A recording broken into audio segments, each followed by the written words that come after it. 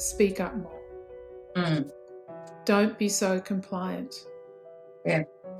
And a lot of people, myself included, got around the thing of not expressing myself fully by doing things covertly. You have to master that domain of your life. Mm. Every domain of your life, because someone or something's arcing up or whinging or complaining. So, well, okay, you can do that, or it's harder to do if you're sitting on the couch, identifying what you need to do.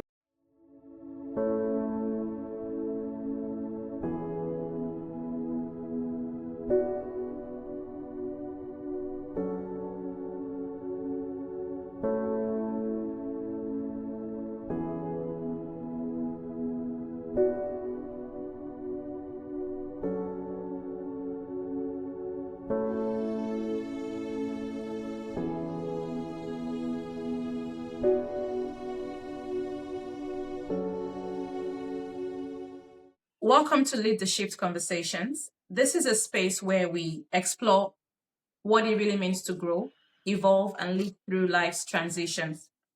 Today, I'm joined by Dr. Victoria Lista, a researcher, workplace coach, and organizational practitioner whose work explores voice, silence, leadership, and well-being within complex organizations. Her career has spanned hospitality, advertising, nonprofit work, and business ownership before transitioning into academia and research. Along the way, Victoria developed a deep interest in how people navigate voice, identity, and belonging in professional spaces. Today, we'll explore the experiences, decisions, and shifts that have shaped Victoria's journey. First, I would like the audience to get to know you. So could you please tell us a little bit about yourself and your journey? Thank you. Yeah, thank you, Kenny. So look, my background, as you mentioned, is pretty diverse. I did attempt university after school because I didn't really know what I wanted to do. And I absolutely hated it, Kenny. I lasted 2 years. I was doing an arts degree. So not art as in painting, etc., but, your classic Bachelor of Arts program, history, philosophy, linguistics. I did Japanese as well because I'd done that at school. Wow. And yeah, I hated the whole experience and I didn't complete. So I left and went and did something very practical, which was the antithesis of what I was doing at university. And I began an apprenticeship in commercial cookery, so to become a chef. So I did that for about 6.5 years. During that time, I also started a food manufacturing business. So I did both things concurrently. I eventually left that. I felt like I'd done all I needed to do in that area. And I knew that I had a love of words and writing and reading. Two people suggested to me I should go and explore becoming a copywriter, and had seen an ad for a copywriting school, and copywriting is writing for advertising.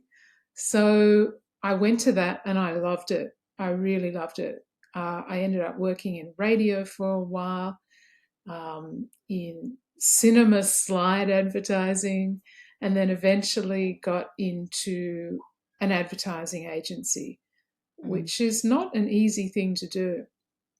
I wish I'd stayed in that domain longer, but I decided to move on after about another 6 years all up, and moved interstate and started again, this time in the nonprofit sector, working in the employment services space. So government-funded employment services that were there to support people with a disability to find work, or who were long-term unemployed or otherwise struggling. Now that set off, that was interesting work, and I utilised my skills to become a business and business development and marketing manager. I then thought about being more managerial than hands-on.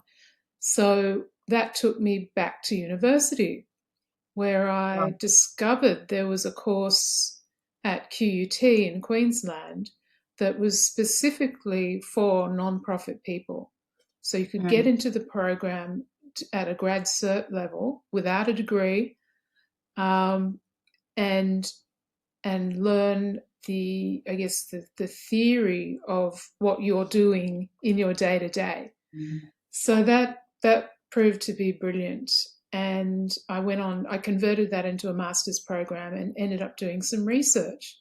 So that was my first taste of research. It wasn't necessarily a very positive experience, but I must have developed a taste for it because about 5 years later, I went back to university and did a Wow. Master of Philosophy in marketing. So philosophy is a bit misleading, but what it means is that I did a research degree in marketing, and I Mm-hmm. looked at servicescapes, so the landscapes in which services are delivered and how service providers cope when they're asked to deliver services in different settings to the ones that they're used to. So that was kind of interesting. Um, I took some research assistant work after that, and because I wanted to know what research looked like in, I guess, a paid capacity. Then COVID came along and put an end to the project that I was working on.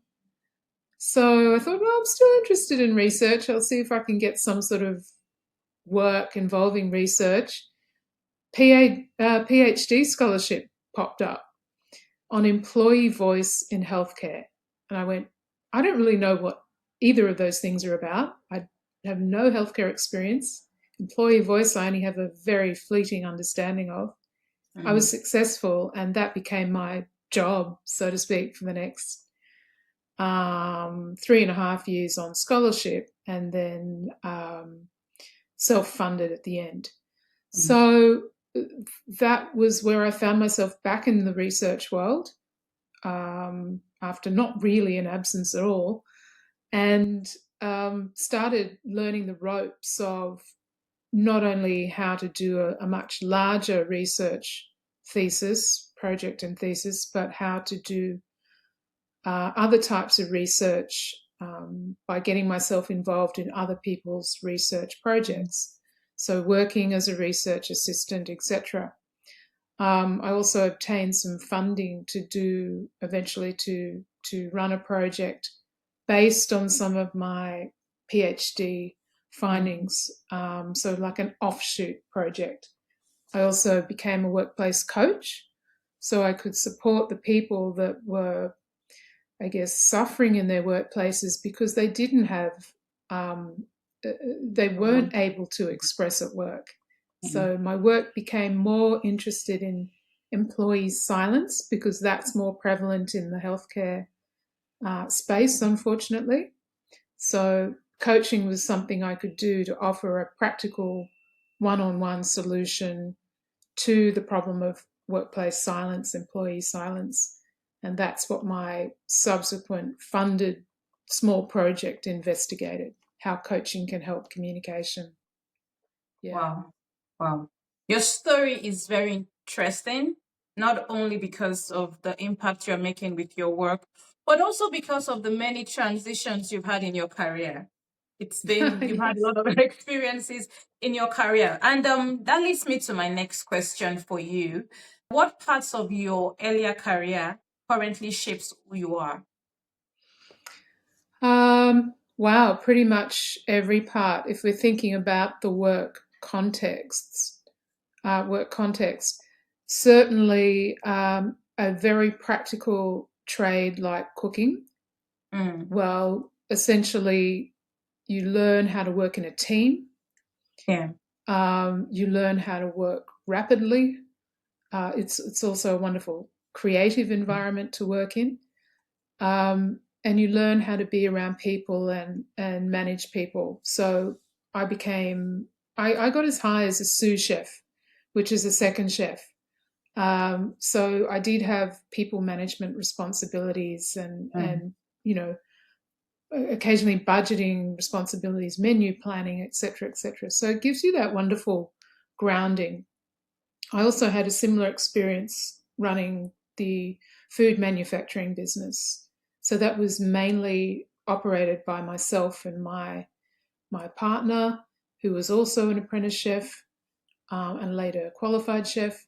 And we had not a permanent workforce, but a casual workforce who would come in at peak times. So we learned at a very young age, I was in my mid 20s, Mm. how to run a small business and Wow. work with In your people. mid And 20s, you were yeah, running a business. Wow. yes, yes. And so, that was a very different experience compared to many of our friends who were doing a lot of traveling. At that time, we didn't do any of that. We did go away once, but only briefly. When you're running a small business, you Yeah. pretty much Limited have to be vacation. there. Yeah. Yeah. So that was wonderful experience. The advertising work, wow, that has been quite foundational because it teaches you how to work with words, how to write persuasively, how to write Yeah. succinctly, how to get your head around a business very rapidly. When you receive a client brief and you want to understand their product and what their intentions are, it's very creative. It helps you conceptualize. They're all skills I use pretty much every day in my research work. You Mm. you have to be able to think through problems, work through, find solutions to things you want to do or write about or research. Invaluable. And then back into the nonprofit world, working as a manager. I also did a lot of board work. So I actually really like being on boards, management committees. That sounds crazy. It can be terrible work, I have to say, because many, many things go wrong in nonprofit organizations. Yeah. And I forgot to mention, after I finished my nonprofit degree, I actually became a nonprofit consultant for 10 years. So I Wow. worked with small Adding to that again to medium. your experience, consultant. Yes, yes. So I worked with small to medium nonprofits, and I still do some of that work when asked to do it, if I can. Mm. Um, I I really enjoyed doing that work because my aim was to help people and organizations to experience clarity Mm. in what they were doing, but also in terms of unraveling their people problems. And I mean, that's a whole other podcast or discussion, Kenny, to talk about nonprofits and why they get into hot water in the ways that they do. But what fantastic experience. And yeah, all of that has stood me in good stead and, yeah, has given Mm. me a very broad range of experience and understanding. Yeah, thank you. Thank you. So, listening to your story now or your experiences over the years, it Mm. seems like these changes were not planned. They just sort of unfolded. Things were just happening and you were going with the flow, right? Spot on. I've never planned a career moment in my life. I've literally followed my nose. Mm. Um, I seem to have a knack for spotting opportunities and can be quite, or am quite resourceful and capable in that way. And but it's not purely accident. Mm. It's also because I put myself out there. Yes. As I Yeah. genuinely love meeting new people. Mm. I love, as I said earlier, going to conferences and connecting with people like yourself and many Mm. others. Um, I share what I do on LinkedIn, Yeah. like you do, and write as genuinely as I can. I never use AI to write on LinkedIn. Mm. Um, I share, either what I'm doing or what I've felt about something without getting super personal. It's Yeah. just from the heart Yeah. rather than, it's not a marketing ploy. It's a genuine Sharing your knowledge connection. and experience. Yeah. Yeah. So that, I mean, it is a cliche to say it's not what you know, it's who you know. But Mm. if you take that and read that in the most meaningful way possible, of course, if people come to know you and they respect who you are or are interested in what you do, they might offer you an opportunity. Yeah. Yes. Yeah. So putting yourself out there, which of those seasons taught you the most? Taught me the most. Yeah. That's not something I've considered. I would say the foundational, the cooking was the Mm. foundational. Um, certainly the cooking in the I was in the restaurant scene in Sydney. Mm. So prior to that, my life was quite different. As I mentioned, I came out of school, briefly university, and into that world. I hadn't encountered the hospitality world prior, except to do a. Um, I worked in a cafe as a waitress while I was at university. So that actually gave me my first exposure to the world of commercial cookery. But it was learning, as I mentioned earlier, how to work with others. Mm. At school, you get some exposure to that. Yeah. University, there's more group work today back than when I was, you know, out of school and into university. I think I had one group work project much later on, but out of school, no. So I think that employment is a very important thing, and learning how to do work Mm. is super important. Unfortunately, I didn't necessarily know how to take care of myself in hospitality, but I was soon forced to find out, because if you don't take care of yourself in hospitality, when you're doing shift work in particular, your body suffers. Yeah. And your body tells you pretty quickly, hey, I need to take care of my sleep. I need to not, um, you know, do the wrong thing in terms of eating, drinking, no exercise, Mm. whatever it is. And that there needs to be an equal focus on how you're living as well as how you're working, because the two are intertwined. Yes. So that was really a foundational learning. And it was in my, around that time in my mid 20s that I began, developing a personal interest in non-medical ways of thinking about health and well-being. Mm. That obviously didn't just involve rushing off to a doctor to get fixed, Yeah. Yes. but that put the responsibility back onto me more as a human being. Yeah. Yeah. Okay, I like the direction that you're taking this discussion, and I didn't plan to ask this, but I'll Mm. ask anyway. So Mm. coming to Australia, where every sector, most sectors are 24/7. We have hospitality 24/7, healthcare, so there's a shift and all. And yeah, so you find people with multiple jobs, and you can have your day job, and because you want to make more money, you work in the morning, 8 hours, take maybe 1 hour break or no break at all, go for your next job. So what is your advice for such people? There's bills to pay, right? And people are just trying to make ends meet. But what's your advice for people that are just, juggling multiple jobs and ignoring their bodies? Mm. It's tricky because a fundamental belief that I have, and it's not my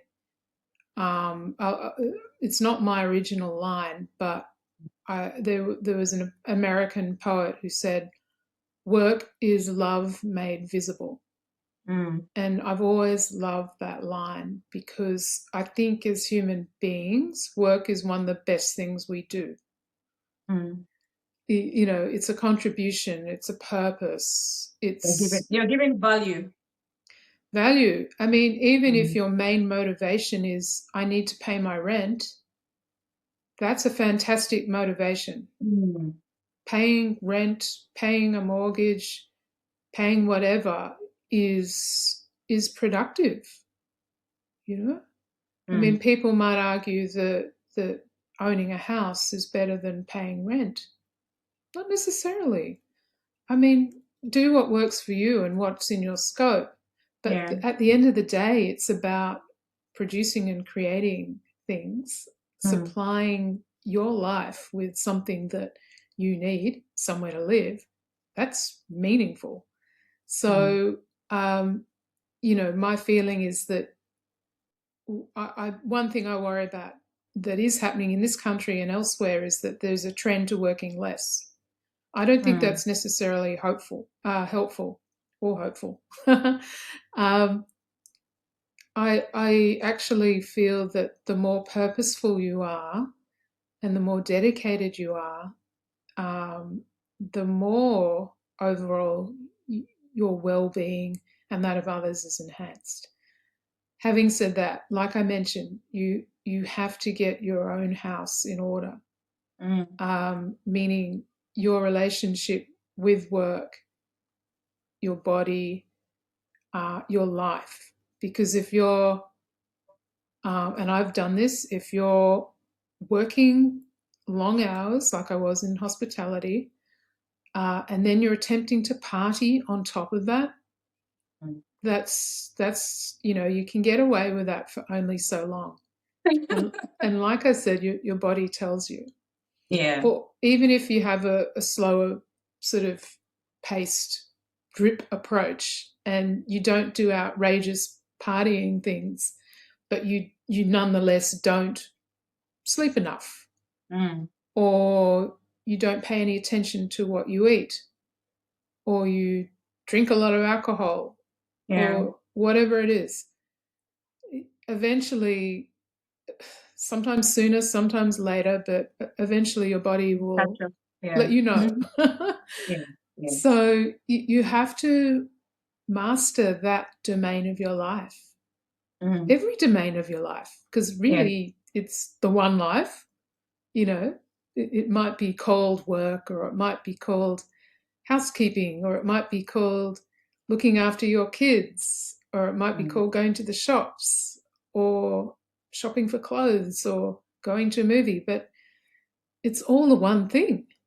There is no mm. real separation. So if you can bring like an even approach to the business of doing life, I think that's going Work, to, work-life balance, they say.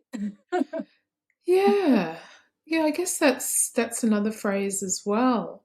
It certainly is about achieving balance, Mm, but I think that also gets misinterpreted, as in people seem to think you need equal time or more rest than work. mm. I don't necessarily believe that that's true. Interesting. Um, Okay. yeah, what I think is important is the quality Mm, of both things. So you could be working a 40-hour week, um, and that would enable you to, I guess, have as much sleep as you want mm, or as you believe you need, but you might still feel unwell or not at your peak. So just because you have more time doesn't necessarily mean you have a mastery of what you are doing in that time. whether it's Yeah. sleeping, cooking, lying on the beach, whatever. And the other thing that I think has to be present throughout all of it is a purpose. Like, Yes. why are you doing what are you doing? Mm. You know, why what's the purpose of going to the beach? What is that? Mm. And I like to find a meaning in everything that I do. And I like to consider everything I do, whether it's the laundry or a work project, that each task, and that's what they really are, series of tasks, Yeah. um, receives the same quality and sense of dedication as the other.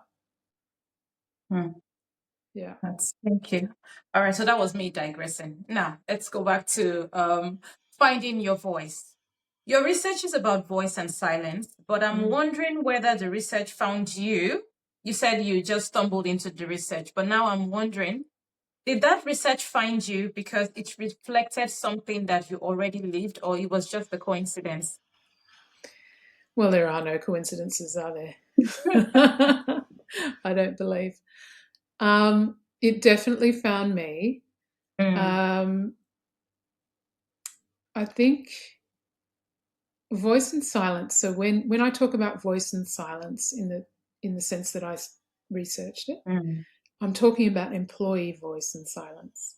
Mm. So we're talking about whether or not employees feel that they can speak up at work about issues that interest them or their organization or not. Mm. But when you think about it, that same issue of voice or silence exists everywhere. You Yes. know, in your family group, in your social groups, etc. So it certainly had a relevance for, and has a relevance for, all areas of life in which the potential to express or not exists, which is to say, pretty much everywhere. Yes. Having said that, there are particular um, aspects of employee voice and silence that are about what happens in the workplace, and how workplace and organization and occupation influence that ability to speak up or not.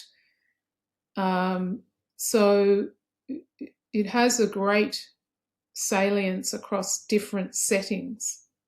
And people who did my recent, the project I did with the aid of a grant that I mentioned earlier, that project was to explore whether workplace coaching could help Mm. enhance people's communication at work.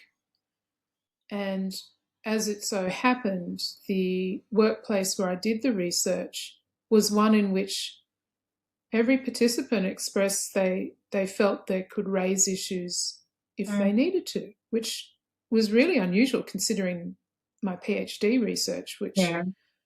was very much, it was very much evident that that was not the case for many people in healthcare. So I stumbled onto a workplace in which voice was actually allowed. So what the project, the coaching then became about was people had the freedom to start honing in, or rather homing in, on their communication deficits, their personal ones, and Mm. honing those skills in the sessions and outside of the sessions when they would practice what they had identified was a problem.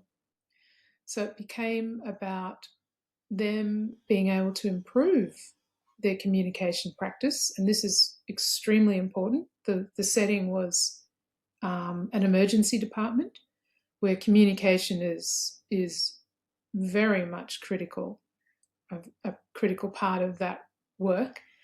So for them to have the freedom um, to be able to identify and remedy what wasn't working for them. So it might have been, I always find myself apologizing when I don't need to, or I don't know how to say no when someone asks me to do something, or I don't know how to deal with um, speaking up in a group setting because I'm afraid of speaking, in Mm. public, a very common fear. So all those things could get addressed because they had relative freedom to speak up at work.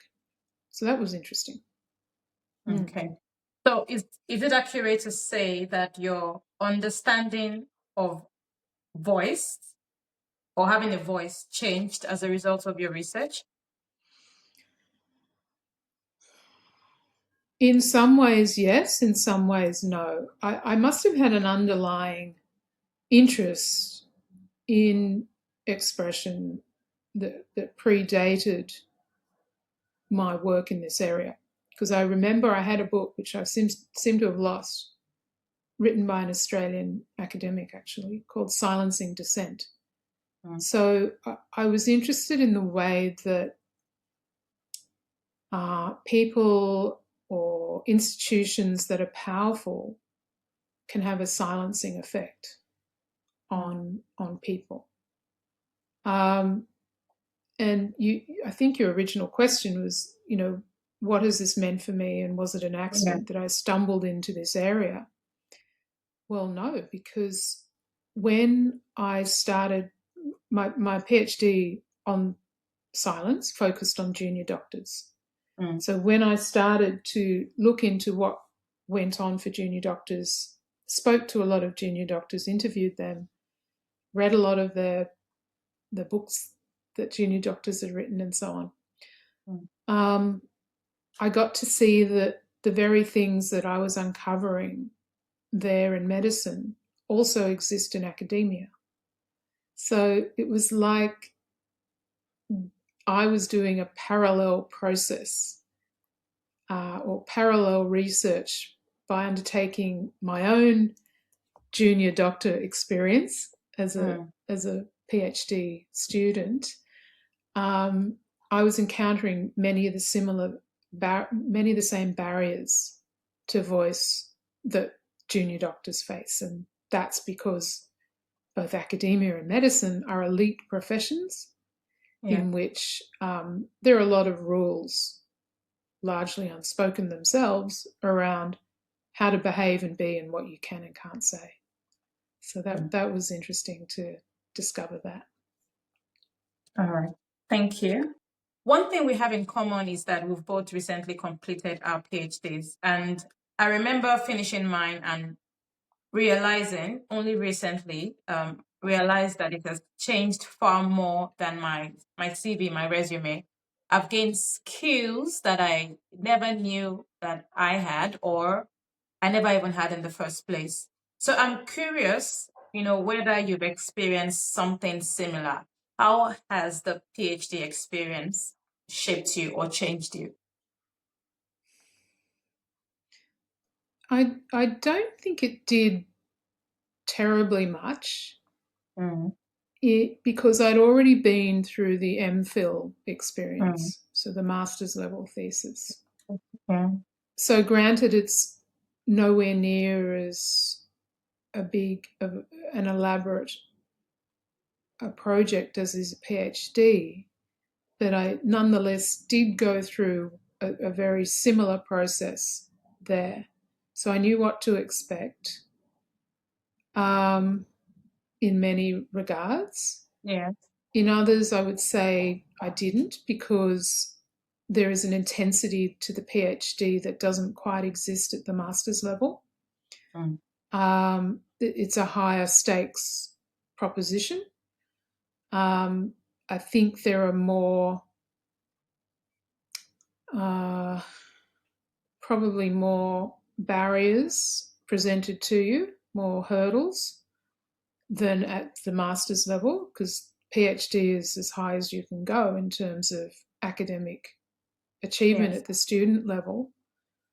Having said that, it's really only the beginning of a research career. Um, So I guess I got a deeper experience of what I'd already experienced. So I wasn't shocked or surprised. And back when I was doing my MPhil, I'd already immediately started to get involved in research degree representation, which I've done for now 10 plus years, probably, yeah, 10 plus years, because I realized that most people didn't seem to have the coping skills that I had, or better way to say it, didn't have the life skills that I seem to have acquired. And I saw people really suffer as a result of doing these difficult research degrees. And some of that suffering is self-inflicted. Some of that comes with, the lie of the land, what a PhD or MPhil is, the pressures of academia, the unseen forces that come into effect. So in a way, I was able to help others, and more so than have to deal with my own difficulties. Having said that, I did change supervisory team through my PhD, and that's an interesting experience. And that was something I did encounter in my MPhil, but very early on. It became apparent, this topic, this team is not right for me. And I switched into a different school at the previous university, and obviously a different team and topic. Yeah. So, but to swap teams, this was in my second year of the PhD, so after confirmation, yeah, that was something I hadn't personally had to do before, and that presents certain challenges.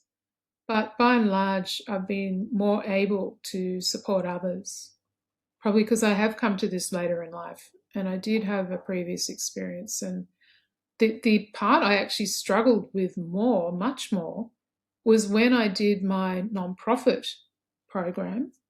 That had a small research project, like an honours size project. And I was assigned a supervisor who was one of my lecturers, but received no supervision. So I had no idea what I was doing. I think I was sent off to, yes, I was, to a semester-long course on qualitative research. Thank goodness, that gave me something of a clue.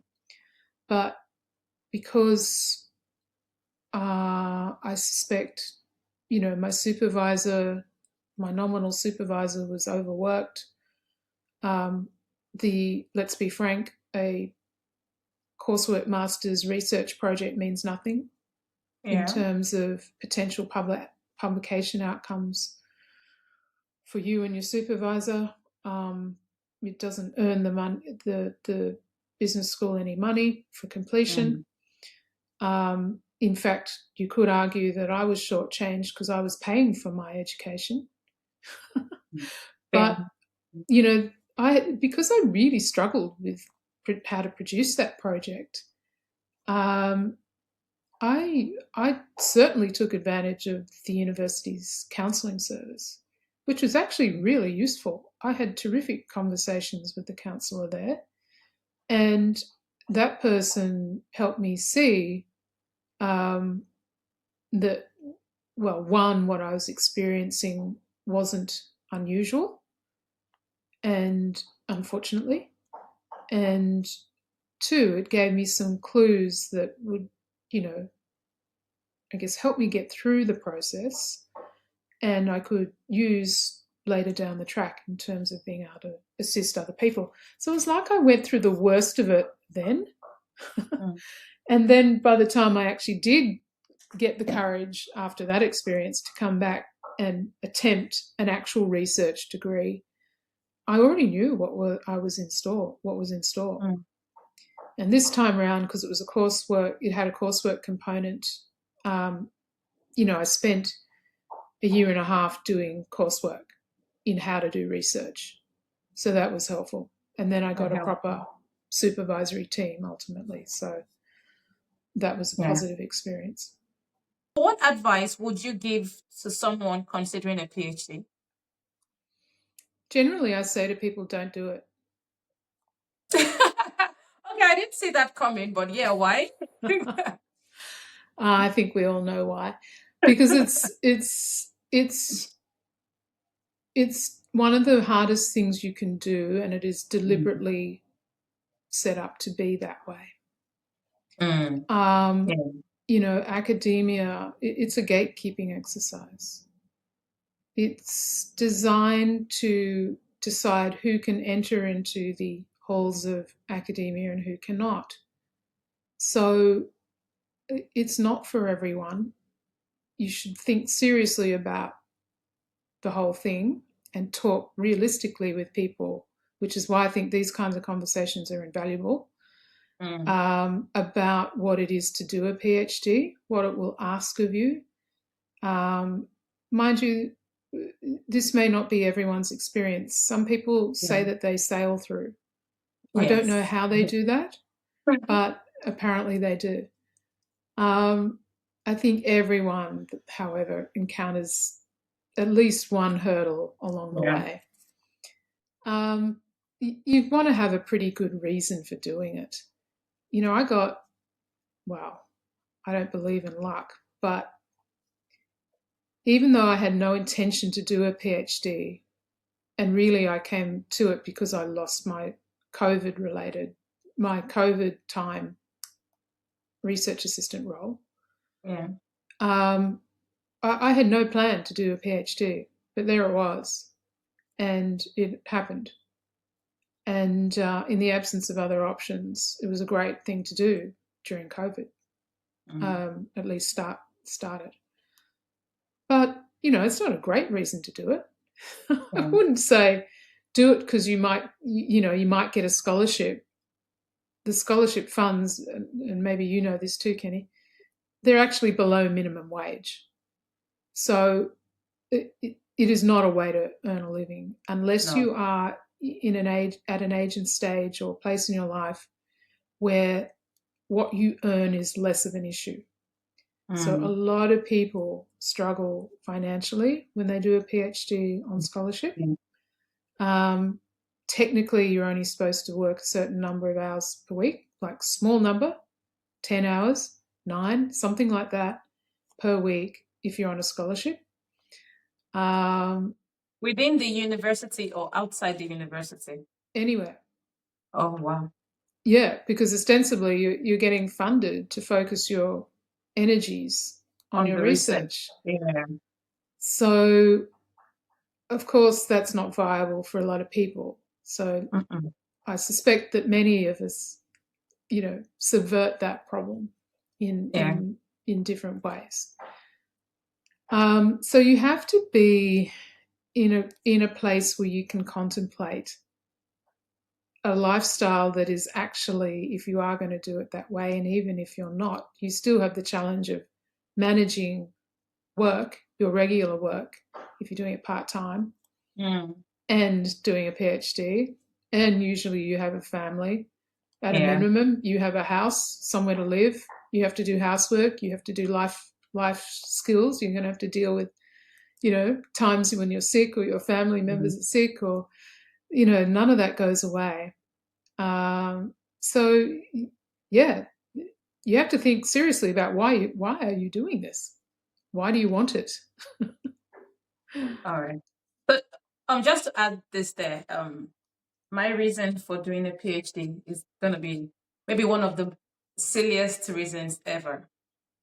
I've always wanted to do a PhD from right when, like, I've always said I wanted to do a PhD right when I was a teenager in my bachelor's many years ago.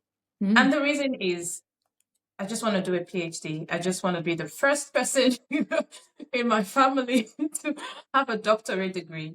And, but over the years, as I, started the journey, I realized that the stress involved with, doing a PhD was not worth the reason, like the motivation in the first place. But thankfully, I can say now that my thinking or perspective has changed. Now it's more beyond being the first person in my. I think that was just a younger thinking. Now I'm older. I'm not that old, but like I'm older. Life has taught me some lessons, and I found that I actually enjoy just learning new things and sharing that information with people that may not have the time to be able to acquire that knowledge in a very complex way, like having a PhD degree, just adding more knowledge, sharing that knowledge, and impacting people, impacting industries. So, yeah, my reason initially when I started was just to have it, just yeah, tick a box in my to-do list or bucket list, they say. Yeah. And a lot of people, I think, have that motive. Mm. You know, having a PhD or even saying you're doing one comes with like a status recognition. Yeah. This is to the extent that I actually stopped telling people when they asked me, "What do you do?" I stopped saying, "I'm doing my PhD," because as soon as I uttered the word PhD, um, people would immediately, mostly, feel at a disadvantage. Mm. I could see it in their eyes, in their expression. They suddenly felt dumb. And in all honesty, academics are some of the dumbest people I've ever met. Preach, preach, preach, preach. It is far more valuable to be a tradesperson, I feel, than an academic. People who do the actual work of the world Yeah. are are the people who allow us to live Mm. successfully in our homes, with electricity, with Yes. everything that we take for granted around us. Yes. Many would argue, well, hello, it's people in the universities who are coming up with the ideas that help. Solve world's problems. Yes, so I'm not sure that that's actually accurate. I wonder if we contribute to the world's problems more than solve them. Don't let the Give, academics come for you. but look, it's not to say that there isn't value in Mm. research, but I did not like at all that people felt less than Mm.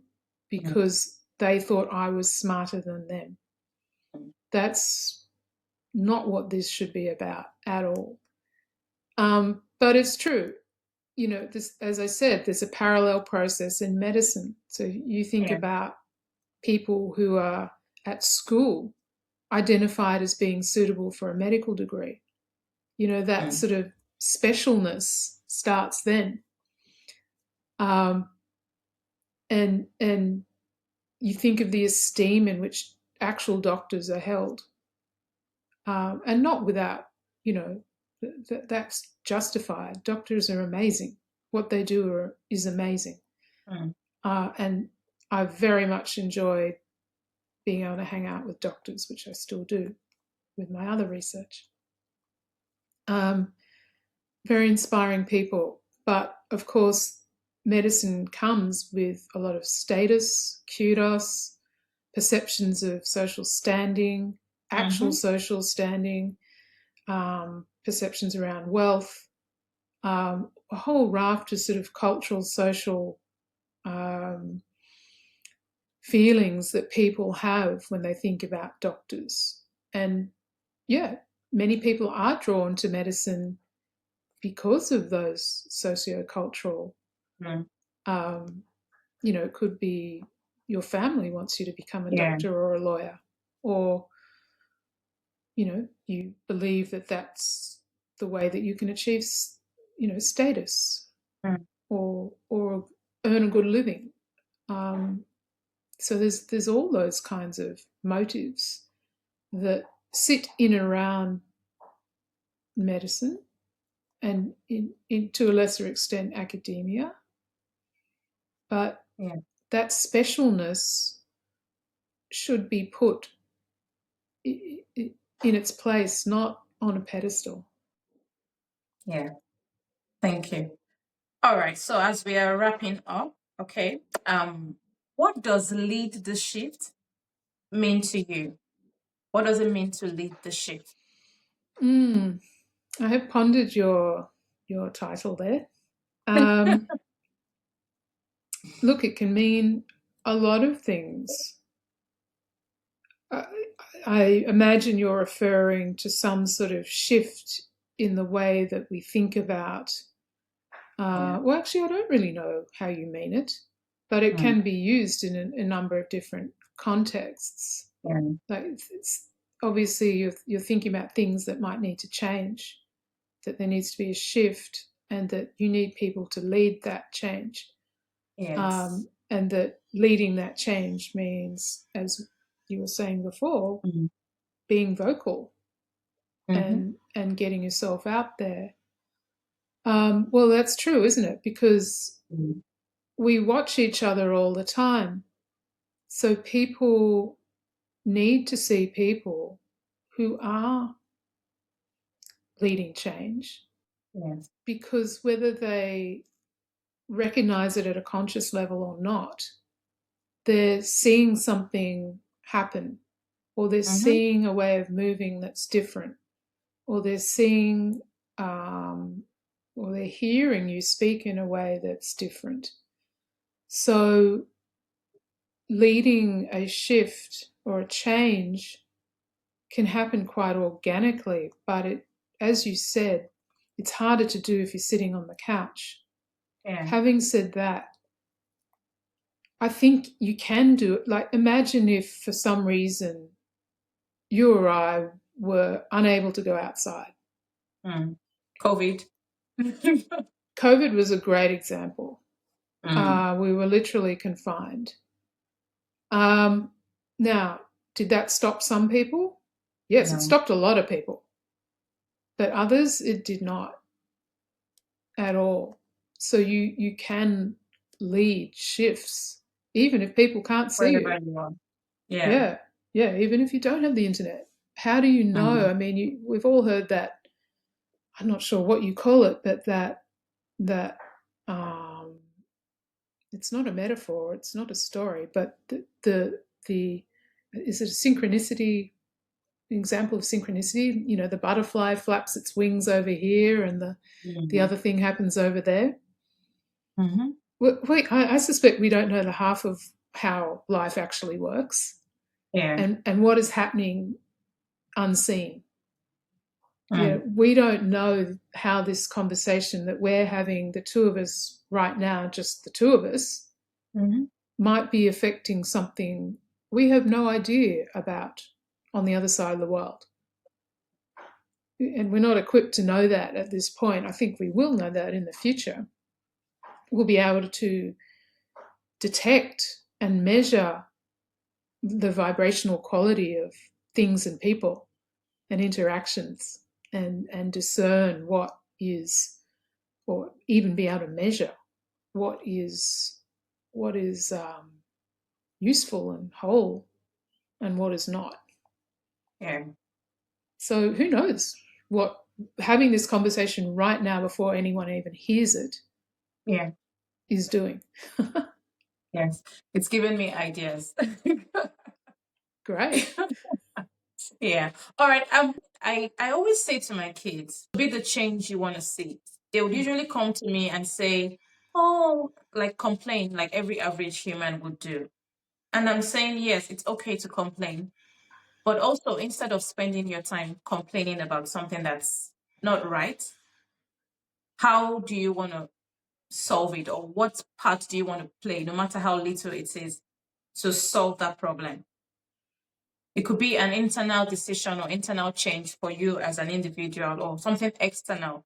But if you can contribute to that change, then I would rather you spend more time in contributing your own quota than just complaining and whining. And for me, that's what it means to lead the shift. How are you Mm. impacting wherever you are, no matter how small or how major that impact is. But it's just important to don't just sit down and complain and do nothing. You can make that change.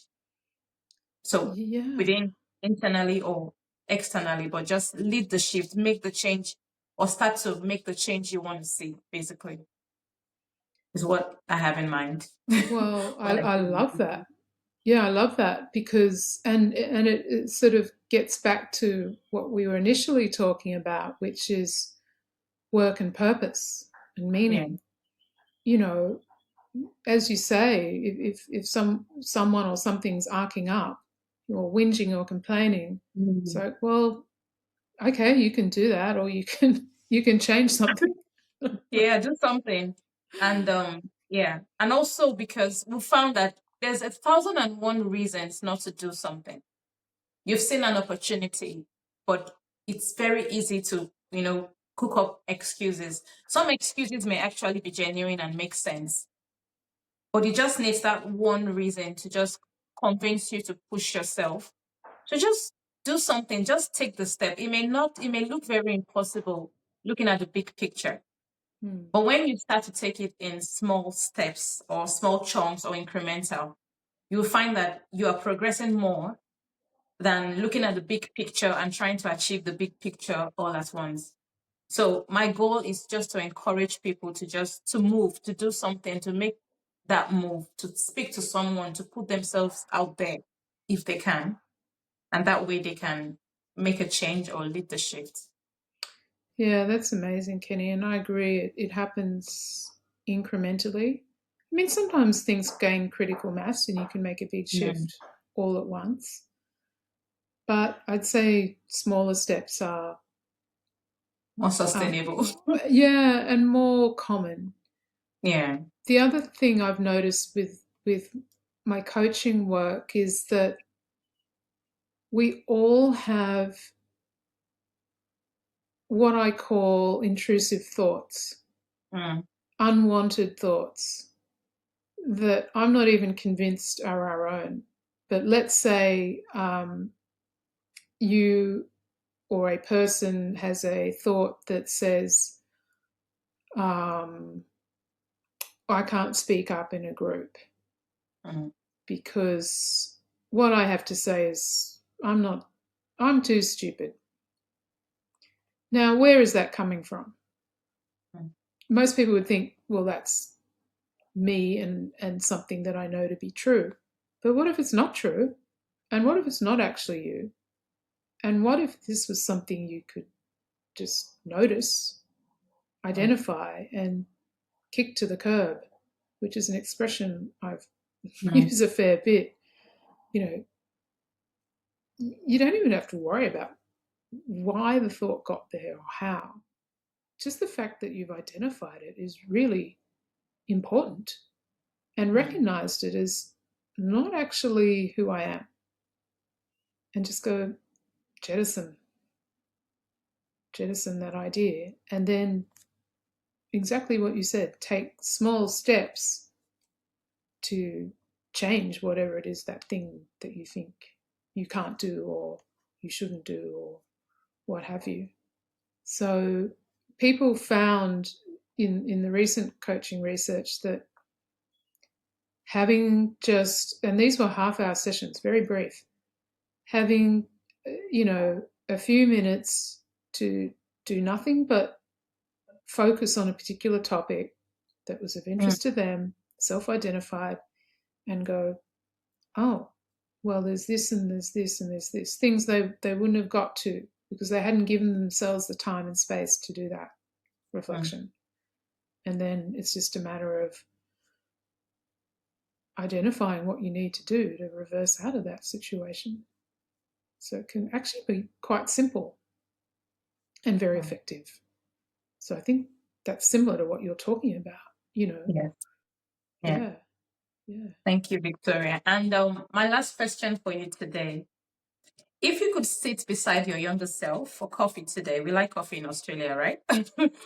What would you tell yourself? I would have encouraged myself, and this is where you've intuitively picked up on the did this topic come to me or Mm, not. I would have said speak up more. mm, Don't be so compliant. yeah. And a lot of people, myself included, got around the thing of not expressing myself fully by Mm, doing things covertly. So I think a mm, lot of us do that as younger people. You know, we do things behind our parents' back, or um, you know, and in my case, I'll confess that I I was the good girl who was doing naughty things, you know, without their knowledge. mm, And they can be quite innocent things, or they may not be innocent things. Whatever's happening, it's like it's a false way of getting around having to say no. mm, No, I'm not going to do that. And I don't mean doing that in a willful, tantrumy way, like no for the sake of it, or no because you don't like being pulled up by your parent. I mean, no, what you're suggesting I do, or the person you're thinking I should become, is not true. mm. And I'm not going to do X, Y, or Z.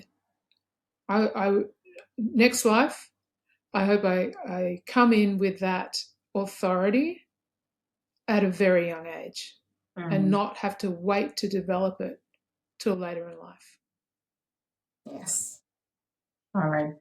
Thank you so much for your time and the insights you've shared with me today. I really enjoyed this conversation so much that we've gone over time. So apologies for that. No, apologies to the listener or viewer and you. I Yeah, could thank you talk so for much. all day, Kenny, as you probably Yeah. know. So we've come to the end of today's session, which has been very interesting. I think I've said that over and over again.